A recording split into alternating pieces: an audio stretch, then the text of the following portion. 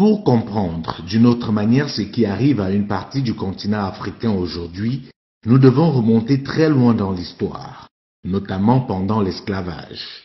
Comme vous le savez, à cette époque, il y avait deux types d'esclaves, les esclaves des champs et les esclaves d'intérieur qu'on appelait également nègres de maison. Ces derniers se distinguaient par leur extrême docilité et leur manque de dignité. Ils adoraient leur maître car à leurs yeux c'était un dieu.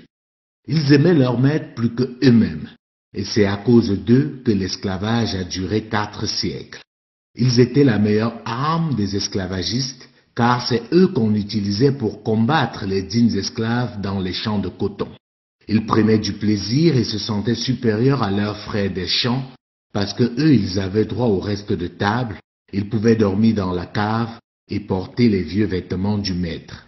Lorsque leurs frères des champs essayaient de leur faire entendre raison et militer pour la quête d'une évasion, ils ne comprenaient pas, car à leurs yeux, l'accomplissement ultime pour tout esclave, devenir nègre de maison.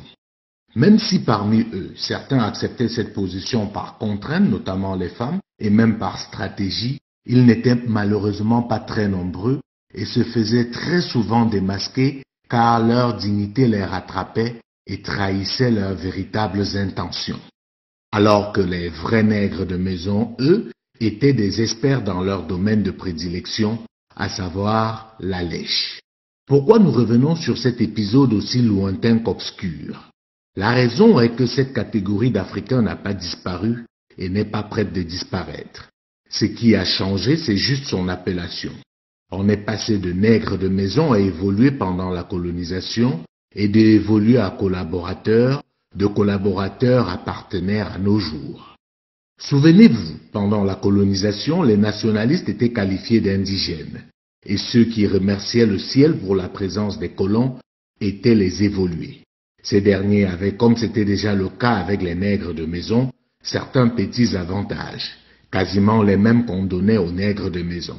Reste de table, vieux vêtements, et le Graal pour certains était de pouvoir arborer un jour le fameux casque colonial.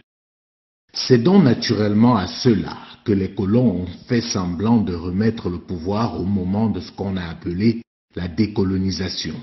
Il était vital pour les puissances coloniales de s'assurer que ce soit leur relais, à savoir les évolués, c'est-à-dire les nègres de maison, qui prennent les affaires.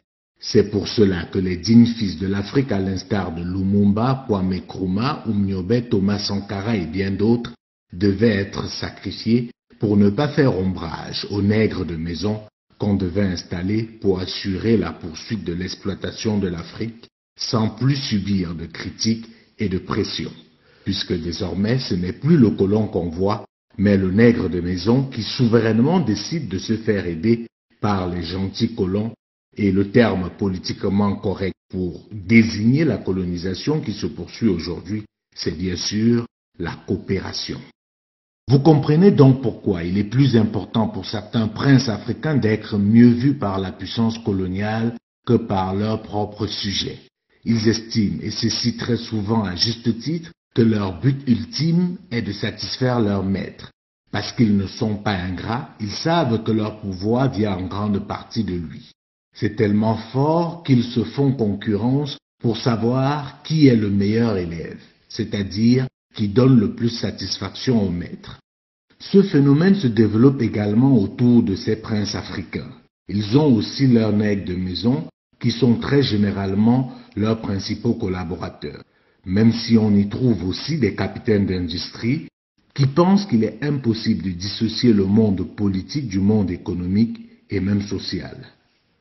Pour ces derniers, leur chef est un dieu. D'ailleurs, pour paraphraser un ministre camerounais, c'est leur créateur. Et en tant que ses créatures, ils doivent l'adorer. Tout ce qu'il fait est bon.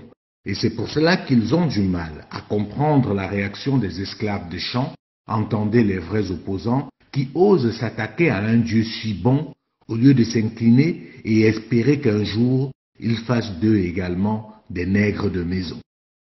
Ces nègres de maison sont là, autour des chefs. Ils savent au fond d'eux que la majorité de leurs congénères souffrent.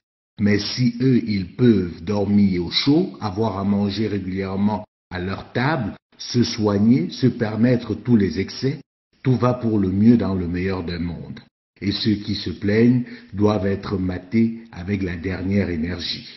Ce qui est risible avec cette catégorie d'Africains, c'est que si leur maître actuel venait à disparaître, ils auraient la même attitude vis-à-vis du prochain maître. Leur foi ne repose pas vraiment sur la croyance en leur maître, elle repose uniquement sur leur intérêt et leur lâcheté. Peu importe le maître, l'essentiel pour eux, c'est de rester nègres de maison à vie. Ceci dit, il ne faut pas croire que c'est seulement au niveau des hautes sphères du pouvoir qu'on retrouve les nègres de maison. Ils sont partout et se caractérisent par un complexe d'infériorité cinglant. Ils vous disent ne pas comprendre votre agacement, votre désir de changement, votre caractère inconscient. Ils vous demandent comment voulez-vous engager un combat perdu d'avance. Ils vous disent l'Afrique est maudite. Les autres sont plus forts, plus intelligents, plus beaux. Certains parmi eux se retrouvent dans la diaspora. Ils acceptent de faire les travaux les plus humiliants, peu importe. L'essentiel c'est qu'ils y soient. Oui, cette catégorie d'Africains existe encore et elle fait très mal à l'Afrique, même plus mal que les puissances coloniales. Très souvent par ignorance, mais comme disait quelqu'un, il n'y a de pire malade que celui qui ignore qu'il est. La question que je nous invite à nous poser aujourd'hui, c'est quelle catégorie d'esclaves sommes-nous? Sommes-nous des esclaves de champ ou des esclaves de maison? En répondant objectivement à cette question, nous marquerons un pas supplémentaire dans le combat pour la restauration de la dignité africaine.